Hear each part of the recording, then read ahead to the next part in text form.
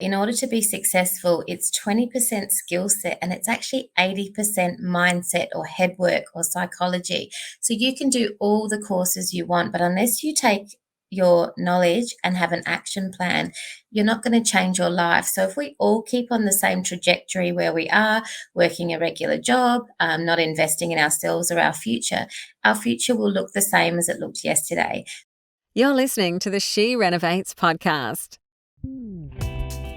You're listening to She Renovates, the podcast for women who want to renovate to create an income and a life they love.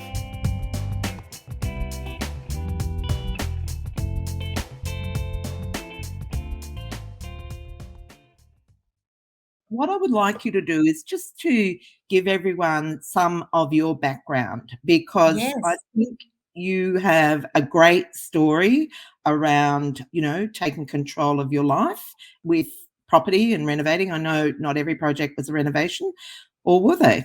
Maybe they were. Yeah, most of them were actually.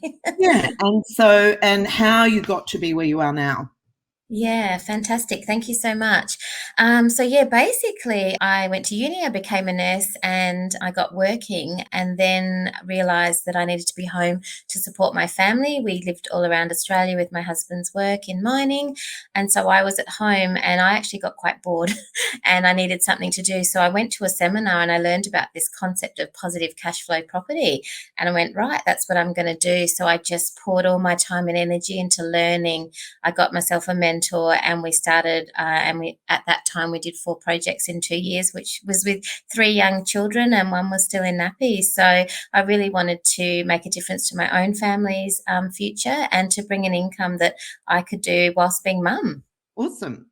And so now, so you have, I guess, expanded your repertoire to become not just a renovating coach, but a mindset coach. And Yeah. how? Yeah, absolutely. So what we know, well, I've just been obsessed with self-development and I know the power of investing in yourself to be able to change your mindset. So we all grow up with certain beliefs as children and in our families, and sometimes those beliefs can be huge blocks to our success and to ourselves making a difference in our own lives. And so I've worked really hard on working through those blocks and having a mindset where I can really achieve anything that I want to if I find out the right knowledge, take the right action, and have the right support around me. Beautiful. And so we are very privileged to have you helping me and helping our Wonder Women to achieve great things. So do you want to expand a bit more on the value of mindset in renovating? So, what it is that makes a difference?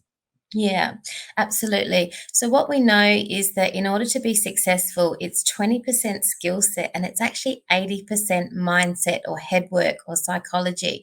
So you can do all the courses you want, but unless you take your knowledge and have an action plan, you're not going to change your life. So if we all keep on the same trajectory where we are, working a regular job, not investing in ourselves or our future will look the same as it looked yesterday. So it's really important to recognize that and to know that you have the ability to make some changes in your life that's going to affect your future. So you coach a lot of women around their mindset, particularly renovators. What would you say are some of the common issues that you come across without Yeah. breaching privacy or? Oh, Yeah. of course. Yeah, of course. Well, some of the things are really quite simple things, a lack of confidence. But behind the lack of confidence, it's the lack of education, it's the lack of skills or the lack of knowledge or the lack of experience. So we work with women, obviously, as you know, Bernadette, to help them work through that lack of confidence and where is that feeling coming from and how can we build that confidence in you. A lot of women come into our program and they might have a partner that may not be supportive or their partner has a lot of mindset blocks, whether it be fear of spending money, fear of losing money. And again, that comes back to lack of education. And so, we do bring the partners along board and, as you know, invite them into our sessions so they can get educated as well. So they're probably the 2 biggest, Bernadette, but you've probably got some others. Yeah.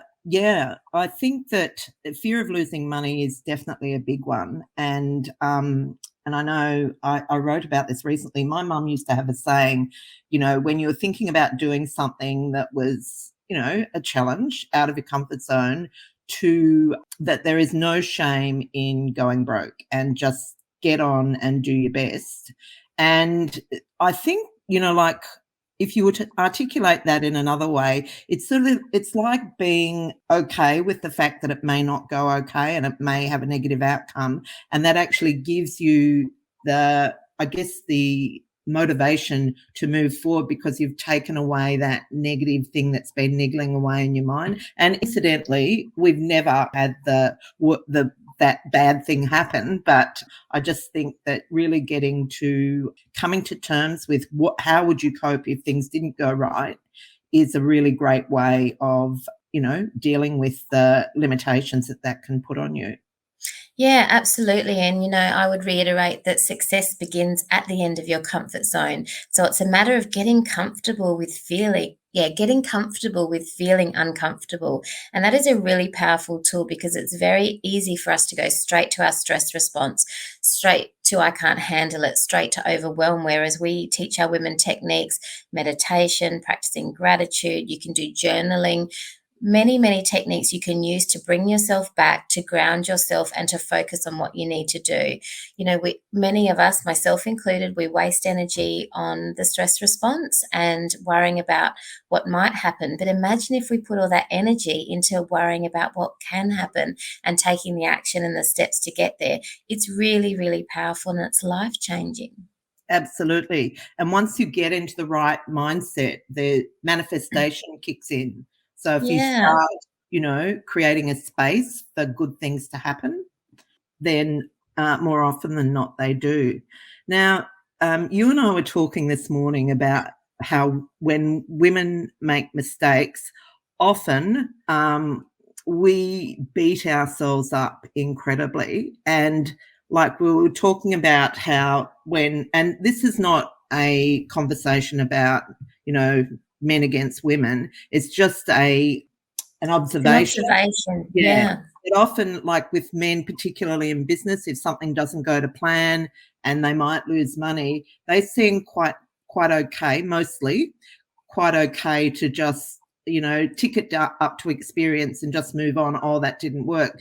But with us, we like beat ourselves up and, put the big failure mark on your forehead, Yeah. because we've made a mistake. But the thing is, if you're not willing to make a mistake, you can't learn.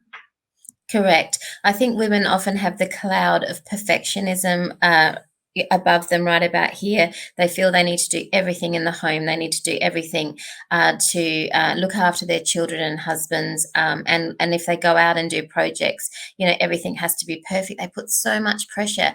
And again, if we took that energy that we put on ourselves and channeled that into our successes and accepting failures. I've made mistakes. We've all made them.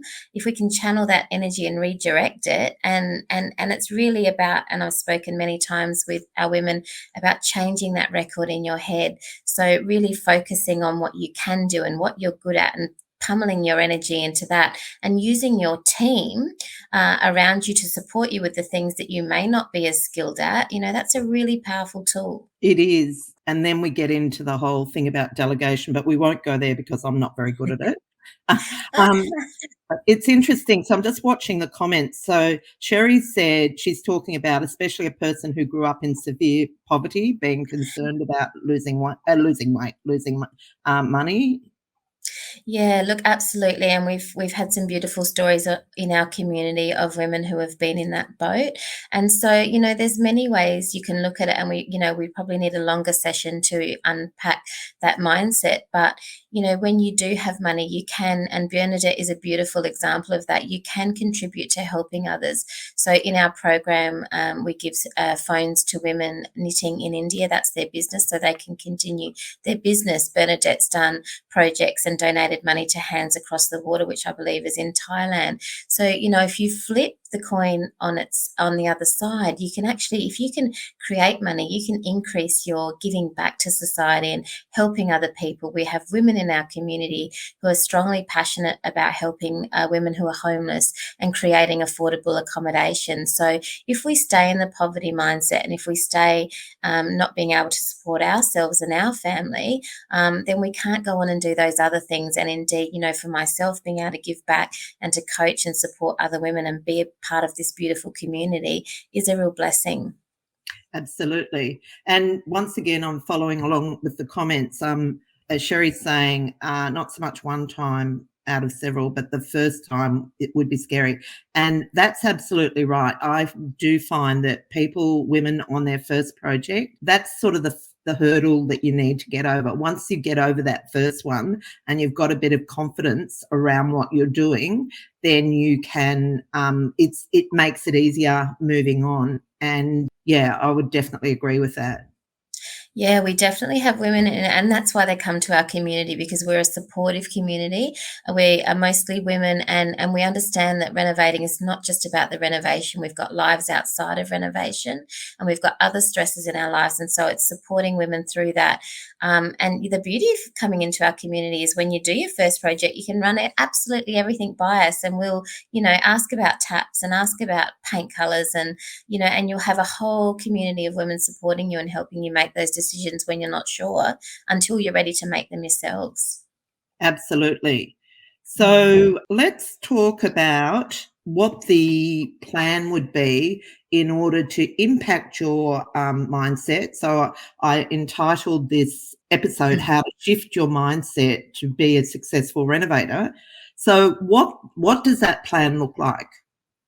Yeah, well, I think for many people, you need to start with your why. So, what is it that you want from life? Do you want a choice with how to spend your time? Do you want a passive income? Do you want to step away from the work you're doing? What's your why and what drives you? And then I think alongside of that, you need to know what your values are and also what brings joy to your life. So, if you don't like painting, well, don't paint. Find the things you love. You might love project managing the trades. You might love finding the deals. You might like creating joint ventures where you work with another two women and do a project and split the costs, for example. So I think finding your why, knowing your values, knowing what you enjoy doing, and then writing them all down. What we know is if you write your goals down, you're much more likely to achieve them. And if you can imagine reading your goals once a day, great. Imagine if you read your goals 3 times a day. That's slowly going to imprint into your mind. And I've done this exact thing. I've put a goal down, and I've reached that goal. It's having them in front of you. Put them on the fridge. Put them in the shower. Write them on your mirror. Having your goals in front of you, because if we don't write our goals down, we don't know where we're going. Another great way to look at it, Bernadette, is where do you want to be in 5 years? Where do you want to be in 2 years? Where do you want to be in 1 year? And then work backwards with your SMART goals concept. Yeah. I just want to touch on aligning your goals with your values. And something that I noticed about myself, and not that long ago, is that my goals have to be about someone else. If it's about me, it just doesn't happen. So Wow. unfortunately, fortunate, unfortunate, but that's just the way I'm wired. And and so that's where that comes into play. Yeah, and so, we work with our women on the concept of being enough. We are enough just as we are, and our role, as I said before, is not, yes, we love our families and we look after them, but we can also love ourselves, and we can also look after ourselves, and we can absolutely have goals for ourselves. They do not need to be attached to someone else, although it's okay if they are. So that's definitely a mindset that we work on, and we've got our beautiful retreat coming up, and we'll be working on that with our women face-to-face in Victoria this time. Oh, I sense that I have a little session coming up. Yes, so do I. And mindset is a constantly evolving, beautiful beast. It's something, that I've worked on for many years, and I've loved the journey, and there's always more to learn. So just accepting ourselves exactly for who we are right now is the best thing we can do. Exactly. And it's interesting. I love the quote by Zig Ziglar. He says that motivation is like bathing. You need to do it every day. And I think that is very closely tied to mindset. Yeah.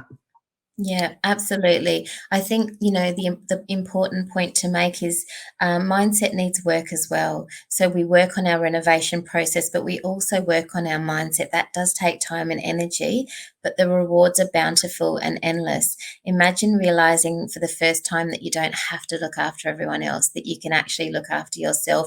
And in fact, we can't look after everyone else if we're not looking after ourselves. So there's some really huge gold nuggets that when you work on your mindset and discover, it's very freeing. I know Bernadette and I have talked about, the 3-day work week and many other concepts. And it's just like, we can actually choose the lives we want for ourselves. Absolutely. It's interesting. The last retreat, Michelle did this exercise, which is called Your Ideal Day. And I've done it before, but I don't know what it was about this time. But I realised that my ideal day means that I wake up with the sun on my face. So, it was just like, that's so obvious. Why hadn't I thought of that before? And so, of course, what proceeded was several months of convincing my husband that we need to move our bedroom. But I eventually won, and that's a really enriching experience and something that I wouldn't have done had I not been in that inquiry. Yeah, one of the most powerful things we can do for ourselves is, yes, have our dream of what we want. So whether for you that was waking up with the sun on our face, for me now at the moment it's getting on the treadmill for 20 minutes every day. And these are not pie in the sky high goals. These are everyday goals, simple little things that we can pop into our lives on a daily basis that enrich us, make us feel like better people. Because yes, we do want to improve our family's financial situation, but we want to improve our daily mindset and our daily joy. And so I say to people, even if you change one thought each day for a week that works towards you being in a space of joy for yourself, you're going to become a better renovator in the long run. So, I'm so excited for a retreat. I can't wait to see whose houses we can disrupt as well, Bernadette. Absolutely. So another thing, and this is something that we haven't talked about, well, certainly not today, is around being open-minded. Now, in renovating, we know that we need to renovate to have broad appeal. And I do notice that some people come into renovating with very set ideas about what should how a home should be. Like, I've had people that don't think that you should have polished floors because for them that means something about, means that you're poor. Like, I don't know whether you said that. And, No. and like little things like that. And I often see renovators not making the best decisions about their projects because probably one, that they haven't really done their research well enough, but two, they're not really open-minded enough to accept that the market wants it a different way. Yeah, look, it's a really good point you bring up. And what I think it's important to realize is, are you renovating for the love of your house and the love of having everything perfect, or are you renovating for profit? So when we renovate for profit, I'm a huge advocate of not reinventing the wheel, but doing what works. And like Bernadette says, appealing to the broader audience. So keeping colors neutral, having small wow factors, and doing what most people want. And I see a lot of people get stuck and get caught up in, but I have to have this kind of skirting board. But I have to have this kind of oven. Actually, no, you need to provide a clean, safe, neat home, and do it so that you make a profit, because generally speaking, women come into our community to be able to do that. It doesn't mean that you're ripping off the future buyer. It means you're creating a beautiful home. And so definitely coming in with an open mindset. If we keep going and doing things the way we've always done them, we won't see the change, and we won't make the change in our lives and in our investing. So very important to keep an open mind. Yeah. And I think that also, I know that also points to having an entrepreneurial mindset. So when we renovate our family homes, we're renovating as a hobby renovator, and we've got that nesting sort of mindset. And there's a big switch between that. And I know a lot of renovators find it, they can't actually separate themselves from that. But once you go over into renovating for someone else, you do need to be delivering quality, but delivering it while on a really tight budget. And often that means that you do need to make compromises because your buyer won't pay what it costs to deliver the level that you want to deliver. And I really, really notice that in some renovators, that they really stick to the old way and overspend and erode their profit margin all the time. I love the concept of saying to them, if it meant you could have $50,000 more profit, would you start to change your thinking?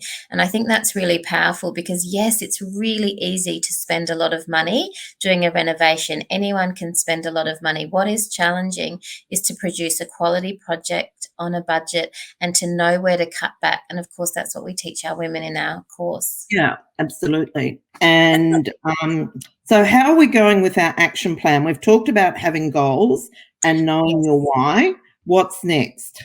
Well, I think what's really important is having an accountability partner or a coach or a mentor. And so what often happens is people write down their goals and then they walk away and forget about them, and no one comes back to them and says, hey, how's that going? How's that looking for a house going, or how's that project going? So as you know, in our high level community, we have weekly catch ups. The women say that is one of the most powerful things because they know that if they haven't done what they said they would do from the week before, someone's going to be going, hey, what's going on? What's going on? At the same time, we don't have an environment of complete and utter pressure that you're kicked out if you haven't done the right things. It's more of a gentle support and, hey, how can we help you? How can we support you? So having that accountability is very powerful. Yeah, absolutely. Actually, I don't know who this is that commented this, but my husband, I kept saying it's a rental, not for us. And he thought I was being mean, but he got over it. Good on you. Well done. Yeah. Yeah. And I mean, And like, Bernadette, as you know, we do coach women through how to chat with their husbands in a gentle way, and just explaining I actually did it recently with a coaching call with one of our Sapphire members, and she was trying to work out how to convince her husband to do things a certain way. And I said, well, perhaps if you show him 2 pictures of things you both like and say to him, which do you prefer? And then he feels like he's making some decision. Now, we're not about, blindsiding husbands at all, but sometimes, when we're renovating for profit and we want to do things a certain way, there are ways we can, help our partners to make those decisions that aren't, don't lead to big arguments at the end of the day. absolutely. Yes. Yeah. Sherry said, if you do what you've always done, you'll get what you've always got. That is so true. That's gold. Yeah. Beautiful. Yep. Okay. So in our plan, what's next? Yep, and our accountability and writing it down. I think, the next thing is obviously having your plan. And so, what's my first goal? Okay, if I wanting to buy a property, for example, my first goal might be finding a mortgage broker or speaking to my bank. What's my borrowing capacity? So we want to have that goal and then break it down into step-by-step tasks. And, set aside time, block out time in your diary. It might be every Thursday from 10 till 11 or whatever the case may be. Set your systems up so that you don't get overwhelmed. So that would be what I would say would be my next goal, is having your step-by-step action plan. Beautiful. And the other thing, I skimmed over that and I completely agree. Like, the plan is everything, and working the plan. And I think also keeping the steps simple, not getting too far ahead of yourself. Because otherwise you can get overwhelmed. But something that I find really valuable, and this is why we do the retreat and the conference, is to keep your vibration up. Because often when you're, in the trenches working away, you can sort of find yourself getting into a rut. Would you agree? Absolutely.